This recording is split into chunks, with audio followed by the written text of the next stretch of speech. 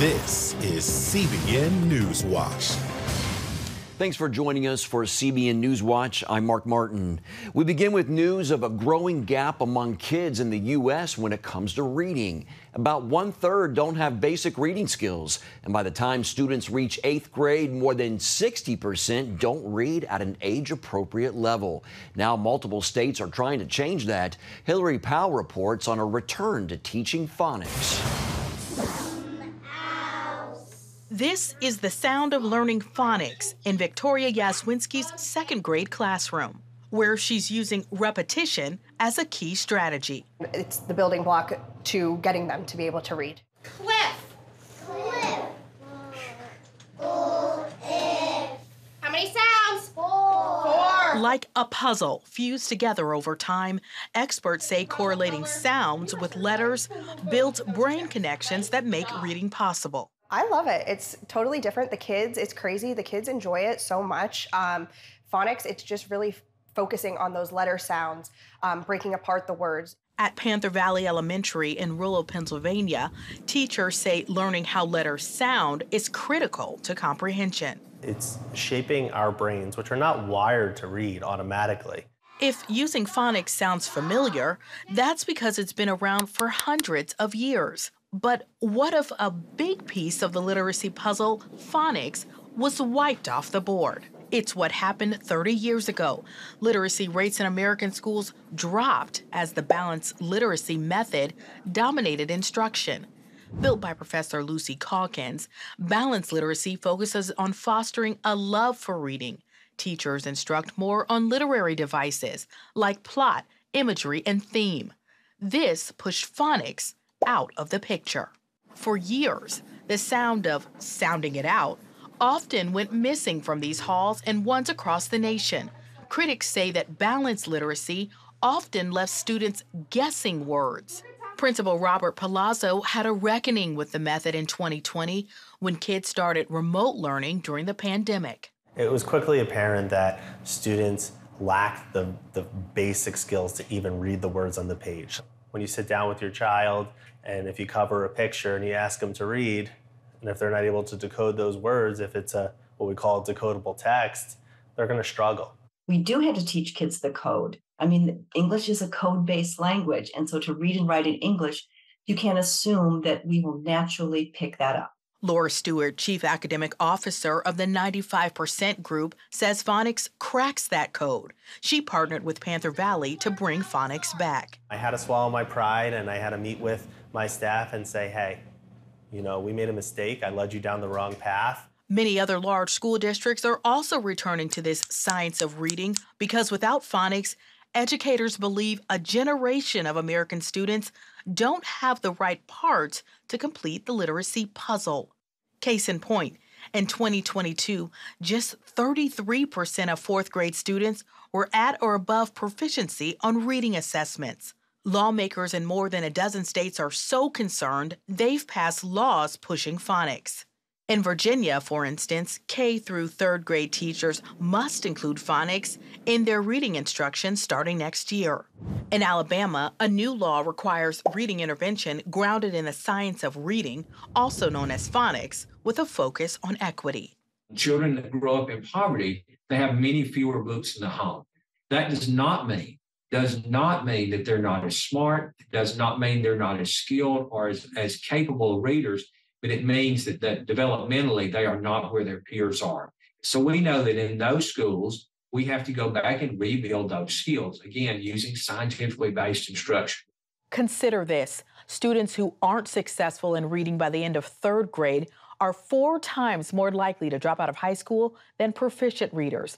It's a strong sign as to why the outcome of children's lives is dependent on solving the literacy dilemma. A Columbia University study on advancing literacy shows communities with high levels of literacy experience less poverty, are healthier, and have greater access to their civil rights. For children at Panther Valley Elementary, these outcomes hit home.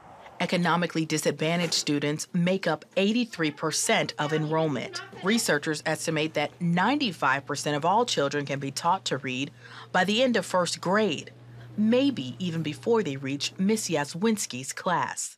That's definitely, I think, the most rewarding part of teaching is especially those kids that really struggled in the beginning, and then halfway through the year, towards the end of the year, they start clicking and they understand it, and then they get so proud of themselves. How important phonics are to reading success could take time to understand. At Panther Valley last year, students went up a modest 3% in state proficiency tests. Little 7-year-old Savannah is excited to tell anyone, even me, what phonics is. It's sounding out words. When putting together a puzzle, you can't always envision the finished picture, although one can appreciate each piece added toward completion. In this school, they'd argue the centerpiece has become the joy of learning. In Nesquehoning, Hillary Powell, CBN News. Coming up, see how a homeschool ministry is growing rapidly in the Pacific Northwest. Stay with us. You're watching CBN NewsWatch. Welcome back to CBN NewsWatch. A Pacific Northwest homeschool is growing like never before as parents seek to protect their children from a coarsening culture all around them. CBN's David Brody traveled to Vancouver, Washington to see the miracle taking place. The scenery here in Vancouver, Washington, across the Columbia River from Portland is simply beautiful. A very appropriate setting for what's taking place here. The whole story is a miracle story, really. Heidi St. John and husband Jay started their homeschooling venture about 20 years ago. What began as a small, humble homeschool ministry has now outgrown 2 locations thanks to a booming demand. God just kept putting on our hearts, step forward in faith, and I will bring the people and the resources, and he's done that. Boy, has he. When COVID hit, so did a rush of parents and their kids to the homeschool center, causing it to almost quadruple in size. A new building was needed to house the demand, but it carried a hefty price tag that only God could meet. We didn't have $16 million. And so we took it to the Lord. And we at one point, actually several points along the way, we brought families over here to pray for the building. People walking the perimeter of this building, putting their hands on the bricks and just saying, Father, you see what's happening to your children. We need your help. We need your help. And he showed up in a mighty way, enough money in full so they could move forward debt-free. Nothing is impossible for God. And so far, the miracle has led to this. Hundreds of students, close to 200 parent teachers, some who lost their jobs during COVID, a huge auditorium, coffee shop, bookstore, and of course, a couple hundred classrooms with everything from the basics to woodworking to dance. Instead of a regular school, it's more like a newer, bigger model of a homeschool co-op. This is about matching kids' interests with parents' teaching expertise so students can have more light bulb moments. Ultimately, it's about community. When you're around people that are amongst the same mindset as you, it just it emboldens you, and it makes you it validates that I'm not alone. So why was this homeschool miracle needed in the first place? Well, today's culture, especially in the Pacific Northwest, is the main catalyst, and the students understand what's happening. The public school system is having a really hard time right now, and they're teaching a lot of things that are not true and things that kids should not be taught. And the numbers back that up, showing Americans losing faith in public schools. A Gallup poll reveals an all-time low of just 26% of Americans who have a great deal of confidence in them. A separate poll shows that nearly half of parents who homeschool their children believe public school systems are influenced by too much liberal and woke culture viewpoints. You would never pack your child a sack lunch and send them to the front lines of a literal war. You would never do that. And yet every single day, we give hundreds of thousands of students sack lunches. We pat them on the head and we put them on little yellow school buses and they take them to the front lines of the culture war. Parents here in Washington understand what's at stake. If they get the hearts and minds of the children, then they can run the country. We've seen years of indoctrination already. The St. Johns know firsthand that the homeschool plunge can be daunting. I was the mom who was like, what woman in her right mind, right, would want to stay home with their kids for 18 years when a yellow bus come taken away for free, right? But then they saw the effect on their child at the time, which led to prayer, and a conversation. And I'm kind of leaning over him, wake up, wake up. And he woke up. I said, what would you think if we homeschooled our kids? And you remember what you said? I said, who are you? What have you done with my wife? All kidding aside, it's a rough road. It is a hard venture. We're not, we know that it's tough. But everything that has value costs something. And so if it was easy, it probably wouldn't be valuable. Parents of public school kids definitely have concerns about what their kids are experiencing. So maybe there are other ways to fight the good fight. They will say, well, look, what if I volunteer at the PTA? What if I run for school board? What if I try to make a difference there in the secular world? Yes, we do advocate people get on the school board. We do advocate that Christians teach in public school. We just don't see how it's going to be saved. They hope this model they've created here in the Pacific Northwest will be the way forward across the country. This does seem like a model that could be modeled around the country in all different places. Absolutely. We're contacted every week by people asking, how do we do what you're doing? We're building Noah's Ark, Noah's educational ark, and we're saying get out of the waters of woke, get out of these broken schools. If God can do it here in the Pacific Northwest, then he can do it anywhere. For those who want to homeschool and build community, the St. John's are a model for what can happen and how God can work. David Brody, CBN News, in Vancouver, Washington. Still ahead, as many Americans grapple with their mental health, one hospital chaplain has a unique way of ministering to patients who could use some encouragement. We're going to show you how he does it when we come back. Stay with us.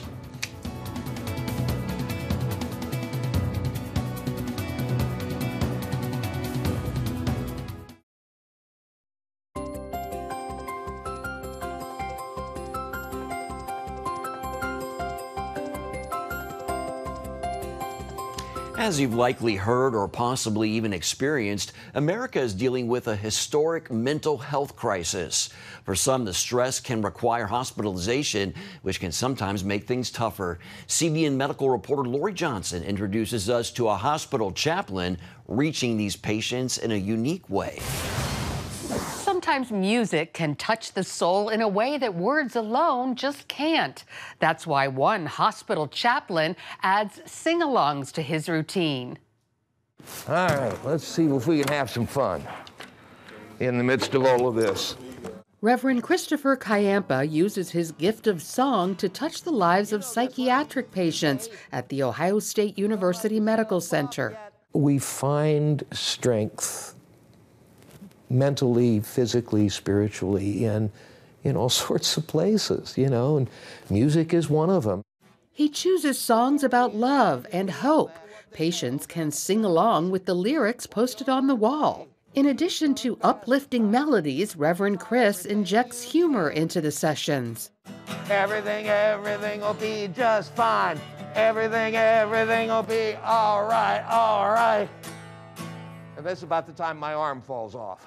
His father, grandfather, and 4 uncles all served as pastors, but not like this. Falling in love with you. Thank you. Thank you very much. There you go. One of Reverend Chris's favorites, Lean on Me, has become his theme song. Lean on me when you're not strong. I'll be your friend. I'll help you carry on. But it's such a cool song because it doesn't say, I'm wonderful, I'm perfect, or I'm a nobody. It just says, I'm here for you if you need me. Mental patients often feel isolated, and Chris feels music can help break down those invisible barriers. I think singing is a way of just putting people on an even basis, and just saying, okay, it's just us chickens here. Let's just sing a song. And maybe offer a sense of unity. It's about caring about the people, and when you care about people, they notice, they do. So while talking and praying with patients remains a big part of a hospital chaplain's job, so is singing, at least for this one. Thank you for being a friend. I want to thank you. Thank you for being a friend. Lori Johnson, CBN News. Coming up, there's an uptick in revivals across colleges. We're going to look at one of the most recent schools to have this worship experience. Stay with us. You're watching CBN NewsWatch.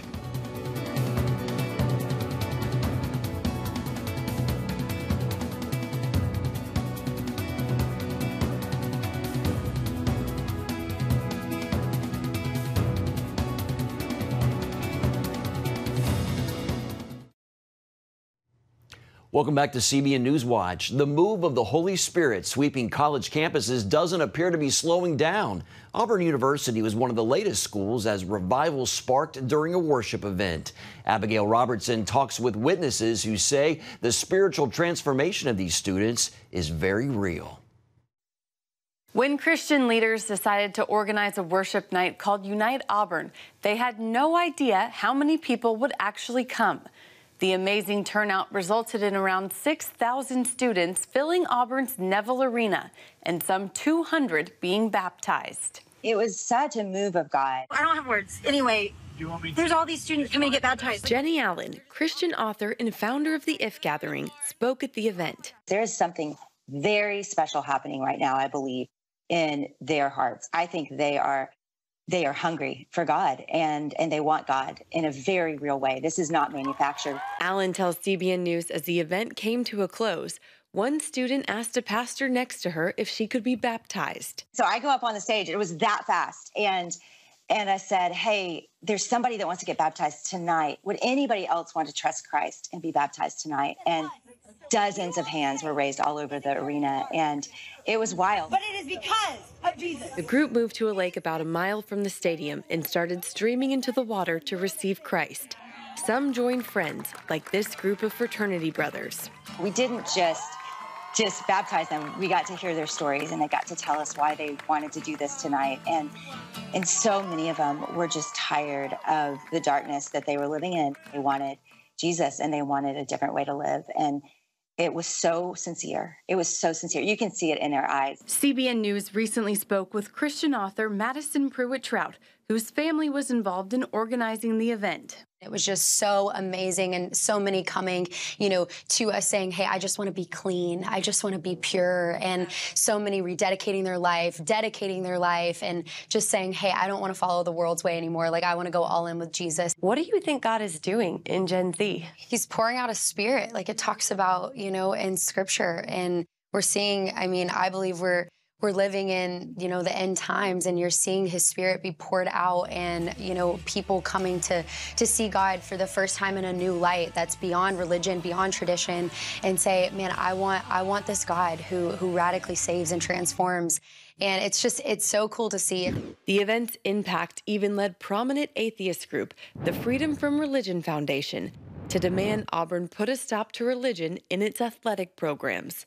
The letter called the presence of Auburn's football, baseball, and basketball coaches unconstitutional and inappropriate.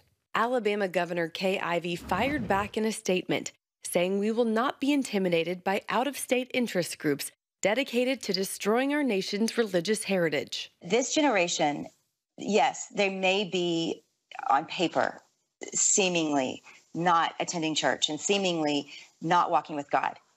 But that is prime for revival. So I think it's affecting the world. Most of them have lived a pretty non-God existence prior to these moments. And so when you see this happen, I think it moves all of us. Allen described the unique reaction when she first reached out to Gen Z in 2018 at Texas A&M. There was just probably 2,000 people there, and they began to stand up and yell out their sin in front of their roommates, in front of their friends. They were yelling out things like suicidal thoughts and sex addiction and alcohol abuse and all of these things that they were just screaming out in front of their friends. And I thought something is different.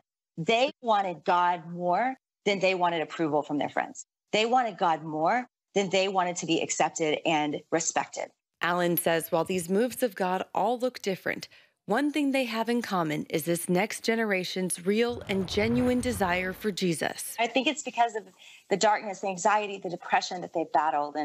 And so, they're looking at Jesus and they're saying, I want forgiveness. I need forgiveness. I want what he's offering. And I really don't care what other people think. And it's powerful. She adds, for those hoping to see this in their church and college campus, the formula is simple and remains the same. Pray.